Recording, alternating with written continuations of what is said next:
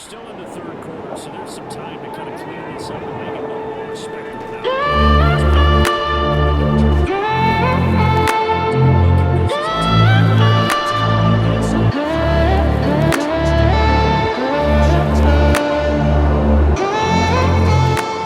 What's going on, guys, and welcome back for another Madden 23 Commanders franchise gameplay. For those of you that are new to the channel, man, go ahead and do me a huge favor. Hit that subscribe button. I post a lot of franchise gameplays here on the channel, and I would hate for you guys to miss out on a single episode. But for those who have been following this Washington Commanders franchise for a while now, we are now in week number 7, and our Commanders have a record of 6-0. However, the last time that we were seen on the field was week number 3 up against the Steelers, where we ended up getting the win and also ended up trading away Kendall Fuller for a second-round draft pick. I hate to say it, but man, that second-round draft pick is about to fall to the wayside. It's going to be null and void because, as I stated before, man, we're in week number 7. That means that we end up skipping 3 weeks of straight-up sim wins in week number 4, 5, and 6. And for those of you that haven't been in CFMs before, that is an easy telltale sign that people are starting to get burnt out on the game. They really don't want to play it that much more. And that's pretty much the case right now. So this is going to be the final season of our Commanders franchise. There will be no more after this. So we're just going to go ahead and play the remaining games out in this season, at least the ones with active users that are still trying to at least make playoffs in this league. And after that, man, that will be the end of the Commanders franchise. We will not be posting any more of that. And I mean, I can't blame them, man. I'm kind of just as burnt out, if not more burnt out than everybody else. Only difference is I've not only been playing the game since August, I've been editing and posting since August also. So in my mind, I'm at least twice as burnt out and tired of playing Madden right now at this point. But I definitely want to try to go out with this franchise on a high note. That's my main goal. I feel like that's just the best way to send off this team that we've assembled. That's just freaking amazing, man. Win the Super Bowl, beat the Cowboys, and just walk off into the sunset. No more Madden until Madden 24. And hopefully Madden 24, we won't have as many reboots as we did in 23. But anyways, on to today's opponent, the Dallas Cowboys. Everybody's pretty well knowledgeable about the Cowboys roster, especially this one. This team has just been ridiculous, man, especially Micah Parsons. So, as you see right there, 17 tackles for losses, and 13.5 of his tackle for losses have been sacks. So let's get to the field and try to beat our division rivals, the Cowboys. PA Sports coverage of the National Football Well, someone hit the fast forward button on the regular season, as we are now in week number 7, and the 6-0 Washington Commanders are ready to take on the 6-0 Dallas Cowboys. Last season, these two teams ended up splitting regular season wins. Let's see who's going to win the round 1 matchup this year, as the Cowboys will start with the ball here, and they're going to have beautiful starting field position, as this return man is going to be stopped at the opposite 38-yard line, starting things off first down and 10 inside of Commanders territory. Handoff goes to Ezekiel Elliott. He's going to be stopped at the 37-yard line for a gain of a yard on the play.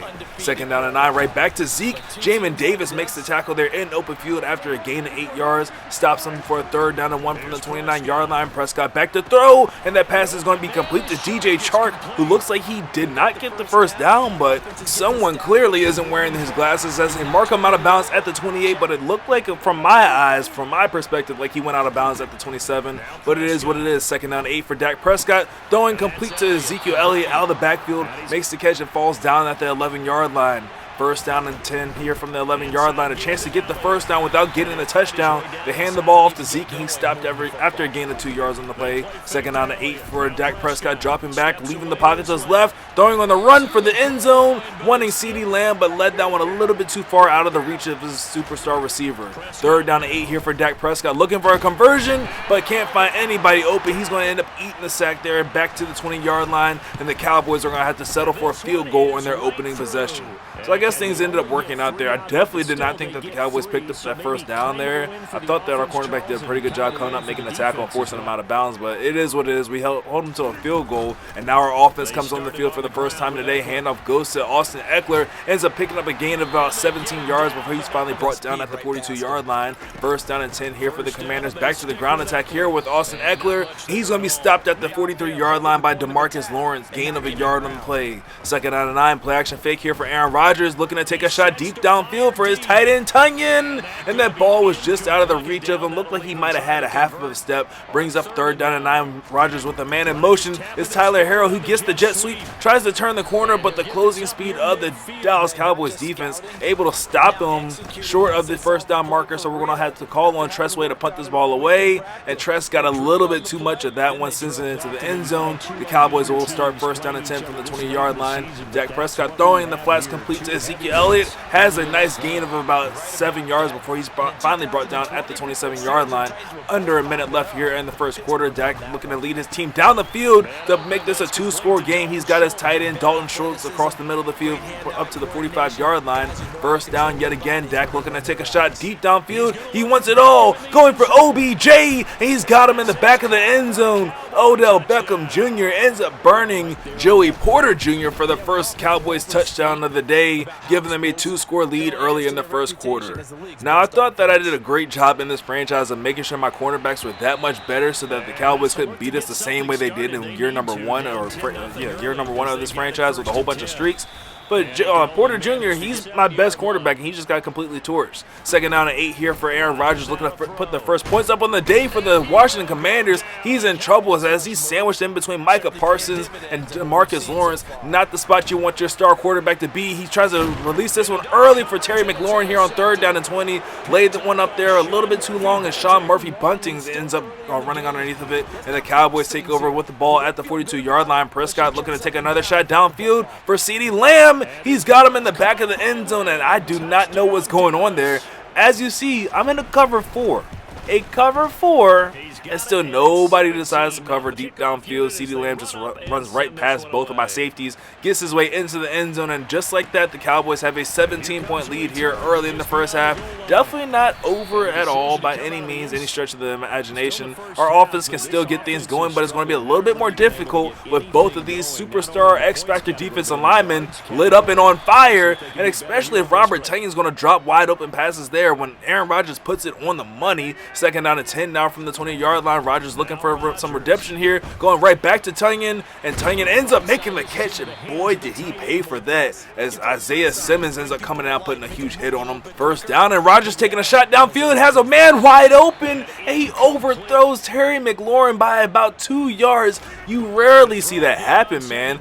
When Terry McLaurin is open, Aaron Rodgers is really good at putting it on the money. I don't know what the heck happened there. 3rd down and 2 here from the 46-yard line. Commanders going hurry up offense. Shotgun formation for Aaron Rodgers. Drops back to throw. Looking for something across the middle, and he's got Robert Tonyan, a nice reliable target. When he holds onto the ball, usually it's a nice completion. 1st down, quick throw in the flats is going to be complete to Austin Eckler. He's lucky to gain 2 yards there. 2nd down and 8 from the 48-yard line. Rodgers still has his team on a nice little drive. Want to end this in the end zone. Going for Robert Tonyan yet again. Makes the catch there on the sideline. 1st down to the 34-yard line. 1st down, handoff goes to Austin Eckler, looking for something on the ground. Tries to hit the sideline. Breaks the tackle there. Trayvon Diggs almost has the 1st down. He's going to be marked down just inches shy here on 2nd down and inches. Blitz is on from the Cowboys, but wide open is Austin Eckler underneath. Makes the tackle there. Fights his way inside the red zone down to the 16-yard line. 1st down again for Aaron Rodgers. Has his team inside the red zone for the first time today. Taking a shot for Terry McLaurin. Oh, Terry just let that one slip through his fingers. Incomplete. 2nd down and 10 from the 16-yard line. Man in motion is going to be Tyler Harrell. Looking for a block there, but ends up splitting 2 Cowboys defenders. Going to be brought down at the 9-yard line. Could have been a 1st down if we would have gotten the block from Austin Eckler that we needed. 3rd down and 4 from the 9-yard line. Throwing quickly is Rodgers for the end zone. He's got Robert Tonyan in there for the first Commanders touchdown of the day. And this extra point field goal here by Jeremiah will help us cut this Cowboys lead down to 10 points after that field goes up and good. I'm not going to lie, man. If we didn't get that touchdown there at the end with Robert Tonyan, I would have felt like this game was working against me. That was twice on the same drive that we had Terry McLaurin wide open or gave him the ball with one-on-one coverage. Dude's got red zone threat. There's no reason he should have dropped that ball regardless of who was hitting him.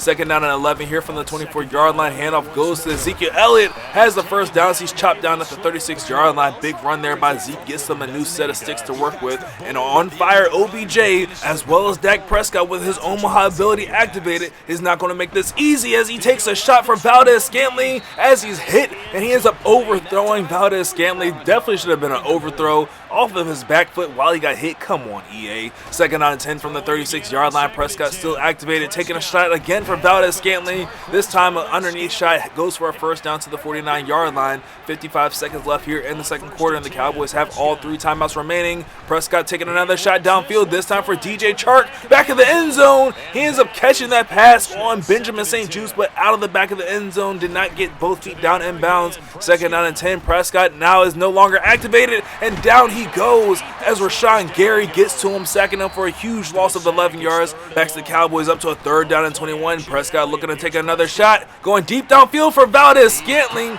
and he's got him again. First down for the Dallas Cowboys to the 33-yard line, and oh, that timeout that we called is backfiring as Prescott's taking another shot here on first down. And another pass that possibly could have been intercepted, but it wasn't. Second down and 10. Prescott with another day to throw. Ends up going underneath for his backup tight end. Has the first down and ducks out of bounds at the 21-yard line. First down and 10 for the Cowboys on this drive. Looking to push this lead right back up to 17 points. Handoff goes to Ezekiel Elliott. He's going to be tackled inside the red zone at the 13-yard line. And there goes the second Cowboys timeout of the game. Second down and 2 from the 13-yard line. Dak Prescott gets hit on the release. That ball's going to fall incomplete. Shout out to Montez Sweat for causing the pressure there. Brings up third down and 2 from the 13. Prescott looking for the end zone, but he's going to settle for the underneath throw there to OBJ. Gets out of bounds at the 6-yard line, saving the final timeout that the Dallas Cowboys have. First down and goal from the 6. Prescott looking to throw. Can't find anybody flushed out of the pocket to his right. Is going to sail this one out of bounds. Shout out to the pressure there caused by Rashawn Gary. It's second down and goal from the 8-yard line. Read option. Prescott keeps it himself. And oh my goodness, probably having second thoughts about that one as he gets planted down at the 8-yard line.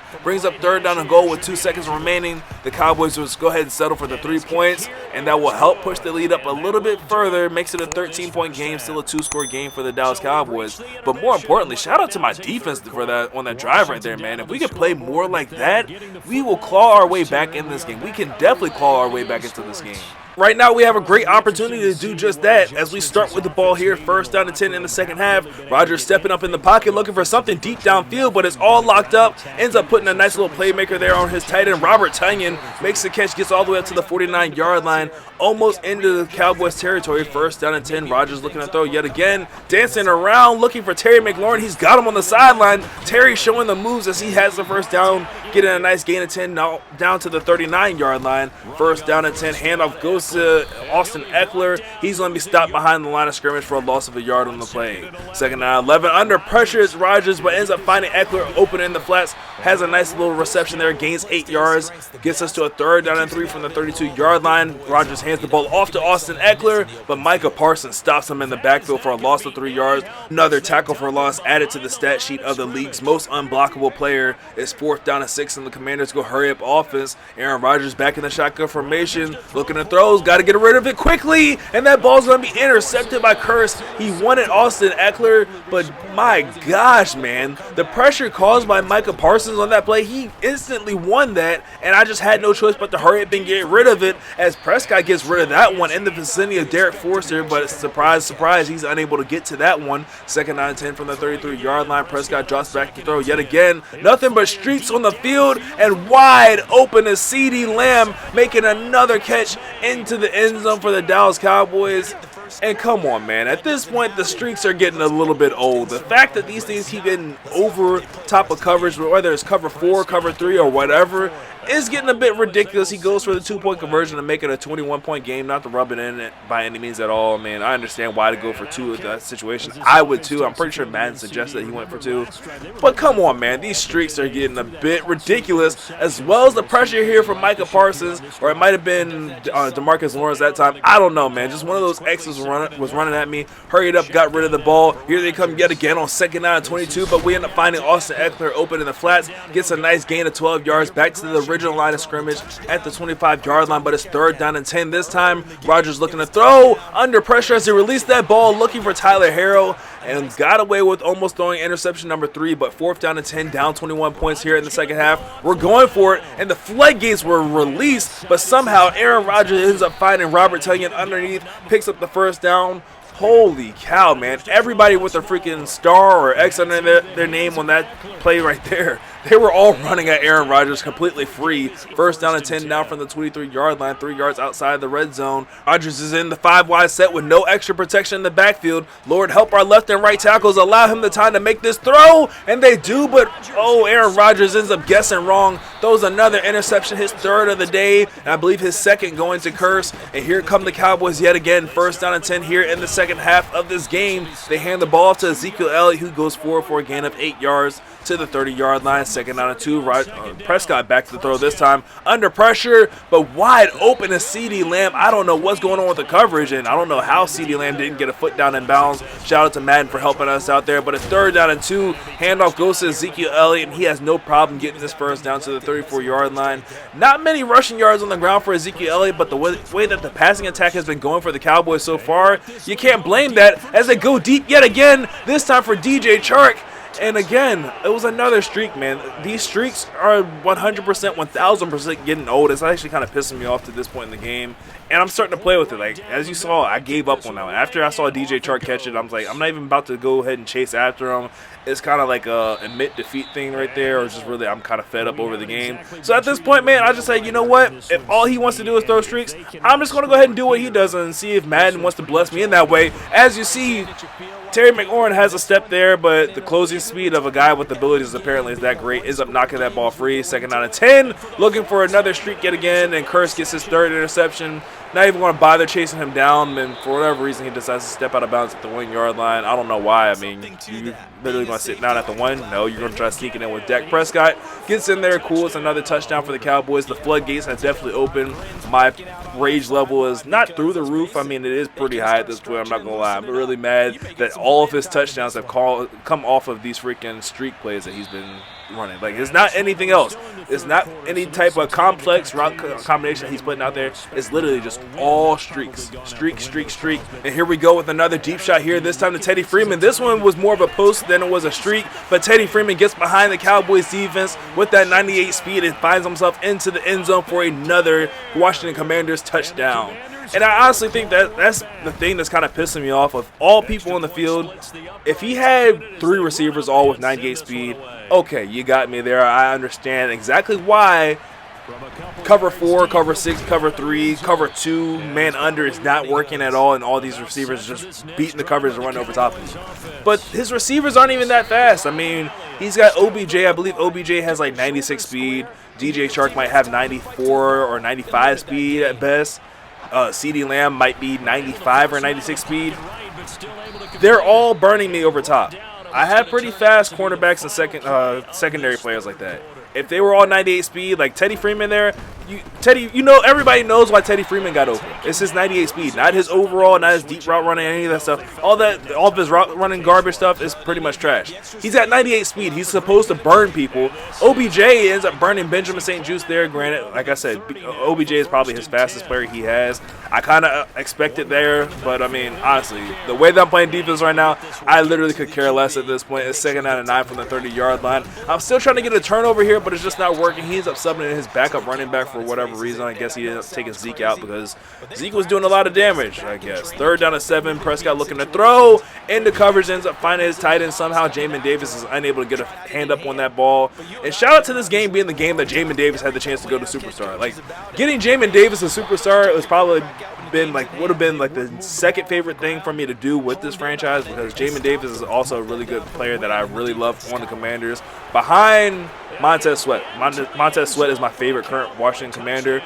Getting him to X Factor was awesome. It would have been amazing to get Jamin Davis to superstar, but obviously it didn't happen, just like this field goal from the Cowboys. I don't know if he missed that on purpose or on accident, but he does miss it, and it's now just a 34-point lead for the Cowboys with 3 minutes left. Hey, I mean, with the way these streaks work, I mean, anything's possible, right? We try to take another shot here for Teddy Freeman. Wide open he is, and somehow Aaron Rodgers ends up overthrowing Teddy Freeman, who has 98 speed, and I lobbed it, man. So at this point, it is what it is. I feel like I've chalked it up to Madden just did not want me to win this game. And, I mean, it happens. It happens to everybody. I mean, would have really been bad if that would have been an interception. 4th down and 10, we're going for it yet again because, I mean, hey, why not? What do we have to lose? We're down 34 points. What's the worst that could happen? He ends up beating me by 41. We take another shot to Teddy Freeman on the same play that we scored with previously, and somehow he's double covered there and gets bumped to hell and back. That's not illegal contact or anything. It is what it is. So we come out in goal line formation now. We're just basically waiting for this game to be over with. This is pretty much us putting the white flag out there. We're going goal line formation, and we're doing like an all-out blitz every single time. We're guessing run up the middle every single time. If he throws it, cool. If he doesn't, cool. I really don't care what happens. At this point, I'm literally over this game, and I kind of hate that because I love playing the games all the way through. I feel like it makes it a lot more competitive and just makes you guys appreciate the gameplay that much more. But I don't know, man. When I just feel like I'm getting beat with like the most basic of basic stuff in this game, a streak, and I can't even throw the streak myself.